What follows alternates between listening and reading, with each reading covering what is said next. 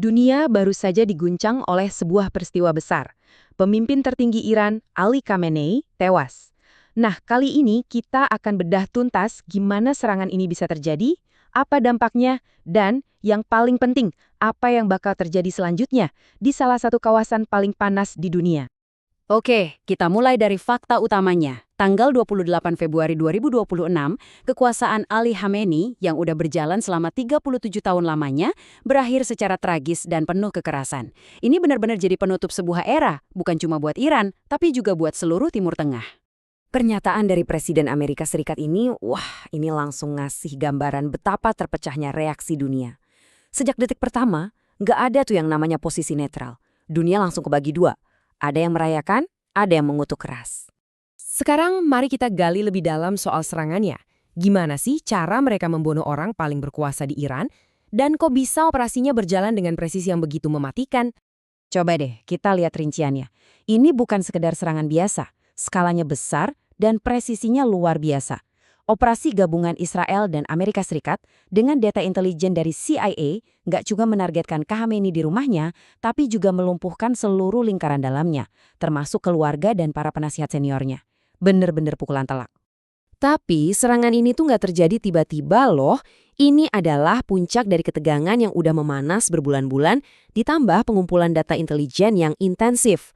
Ada serangkaian peristiwa yang jadi pemicunya. Garis waktu ini nunjukin banget eskalasinya. Semua berawal di bulan Juni 2025. Waktu itu Israel udah punya rencana tapi masih ditahan sama Amerika. Tapi seiring berjalannya waktu, tekanan dari Arab Saudi makin kenceng dan puncaknya di bulan Februari, CIA dapat info emas soal pertemuan penting di kediaman Khamenei. Momen itulah yang akhirnya jadi lampu hijau. Nah, untuk ngerti apa yang terjadi selanjutnya, kita harus paham dulu siapa sih Khamenei ini. Mentalitasnya itu terbentuk oleh perang Iran-Irak.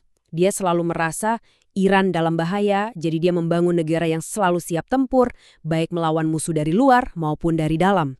Pandangan inilah yang membentuk strategi Iran selama puluhan tahun.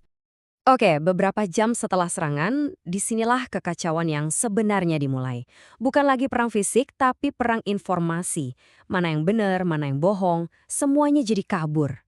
Laporan-laporan awal benar-benar bertolak belakang. Coba lihat.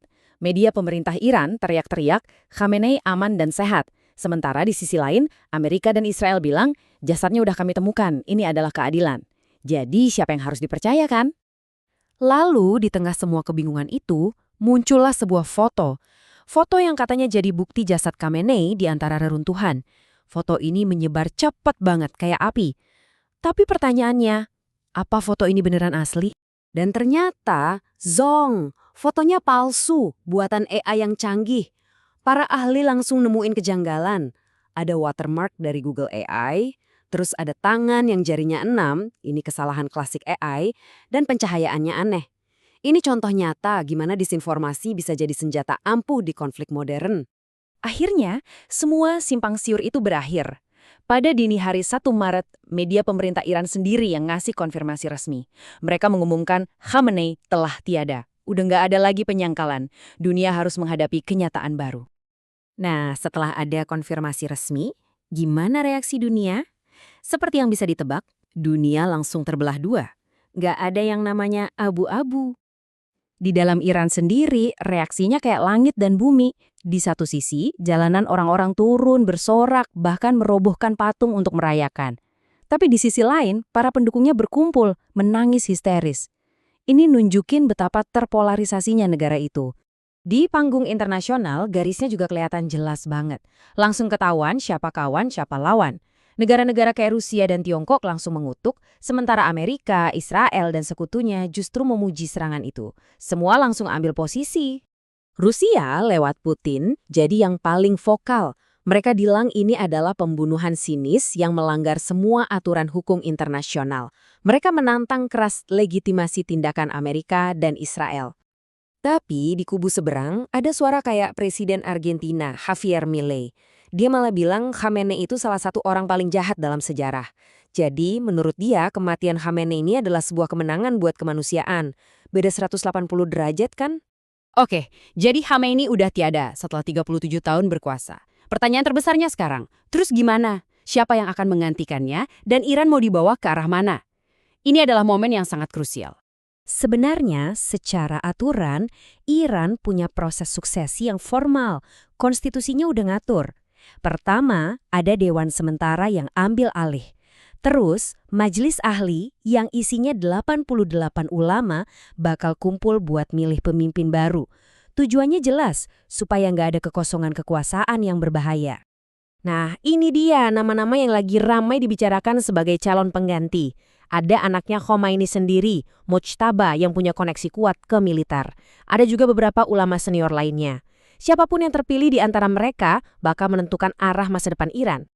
Tapi, di luar proses formal itu, ada satu pemain kunci yang punya pengaruh luar biasa, Garda Revolusi Islam atau IRGC.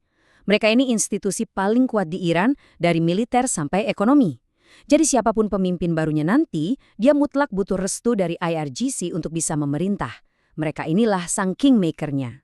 Jadi, apa artinya semua ini buat kita? Dampaknya jauh lebih besar dari sekedar urusan dalam negeri Iran. Para analis memperingatkan kalau kejadian ini bisa merusak tatanan hukum dunia yang udah kita kenal sejak akhir Perang Dunia Kedua. Aturan main antar negara bisa jadi berubah total. Dan ini membawa kita ke pertanyaan terakhir yang cukup provokatif. Apakah dunia sekarang sudah masuk ke era baru, di mana siapa yang kuat, dialah yang benar? Apakah hukum internasional udah nggak ada harganya lagi? Ini pertanyaan besar yang mungkin cuma waktu yang bisa menjawabnya ya.